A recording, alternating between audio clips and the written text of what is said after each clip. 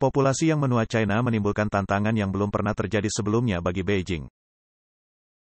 Populasi yang menua China telah menjadi tantangan demografis utama karena usia rata-rata angkatan kerja di perkotaan dan pedesaan mendekati 40 tahun, dan para ahli mengatakan bahwa PKC tidak memiliki solusi untuk mengatasi masalah ini.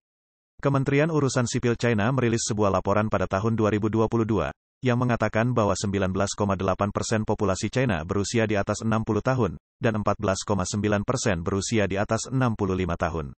Rasio ketergantungan populasi lansia berusia 65 tahun ke atas adalah 21,8%, mewakili peningkatan 1% dari tahun 2021 dan peningkatan 9,1 poin persentase dari tahun 2012, yang menunjukkan tren kenaikan yang berkelanjutan.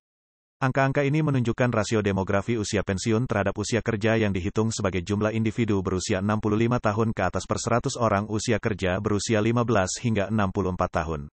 Menurut data tahun 2022, rata-rata kurang dari 5 orang usia kerja di China harus menanggung 1 orang lansia berusia 65 tahun ke atas.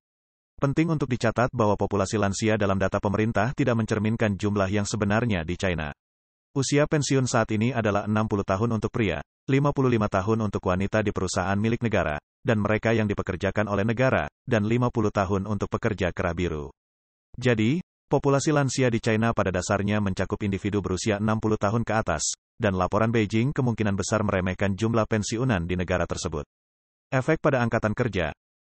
Seiring dengan meningkatnya populasi yang menua di China, usia rata-rata tenaga kerjanya juga meningkat. Laporan terbaru berjudul Human Capital in China 2023 dari Central University of Finance and Economics mengungkapkan bahwa pada akhir tahun 2021, usia rata-rata tenaga kerja China mendekati 40 tahun, dengan pekerja pria di daerah pedesaan sudah melebihi 40 tahun. Laporan tersebut menyoroti bahwa antara tahun 2011 dan 2017, tingkat pertumbuhan total sumber daya manusia China menurun dari 10,9% menjadi 6,7%, sebagian besar disebabkan oleh populasi yang menua. Pergeseran demografis ini mempengaruhi akumulasi pengalaman dan keterampilan kerja. Di Beijing, ibu kota negara, terdapat rasio rata-rata 2 orang yang bekerja untuk setiap pensiunan. Statistik ini menunjukkan bahwa pasar tenaga kerja China menghadapi tantangan unik, yang dapat berdampak buruk pada pertumbuhan ekonomi negara ini di masa depan. China, yang memegang gelar sebagai negara dengan populasi lansia terbesar di dunia, sedang mengalami pergeseran demografis yang signifikan. Ekonom Ren Zeping mencatat bahwa China memasuki masyarakat yang menua pada tahun 2001, dengan lebih dari 7% populasinya berusia di atas 65 tahun. Hanya butuh waktu 21 tahun untuk masuk ke dalam masyarakat yang menua di mana lebih dari 14% penduduknya berusia 65 tahun ke atas. Ren memprediksi bahwa pada tahun 2050, setengah dari populasi akan menjadi lansia, sebuah konsekuensi dari penuaan yang cepat dari mereka yang lahir selama baby boom tahun 1962 hingga 1975.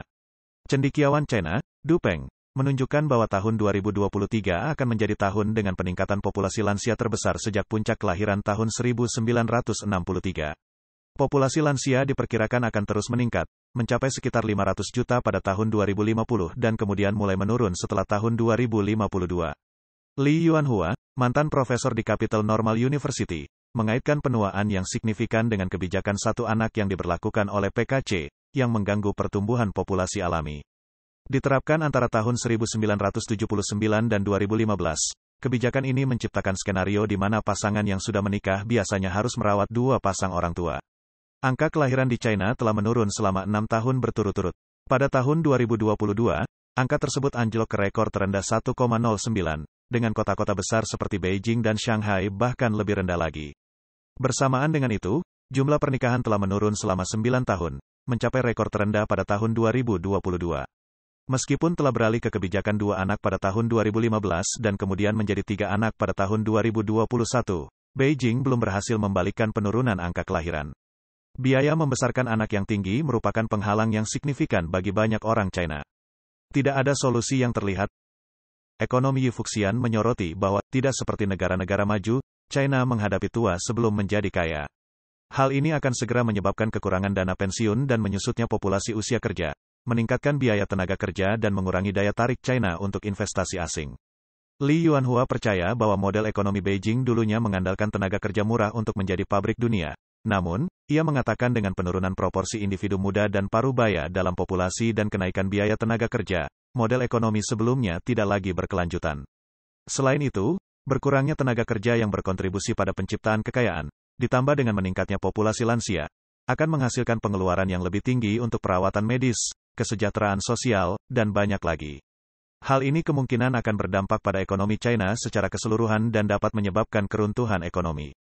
Dia juga menyuarakan kekhawatiran tentang penyalahgunaan dana pensiun negara oleh PKC, yang dapat menimbulkan krisis yang signifikan di masa depan dan menggoyahkan rezim.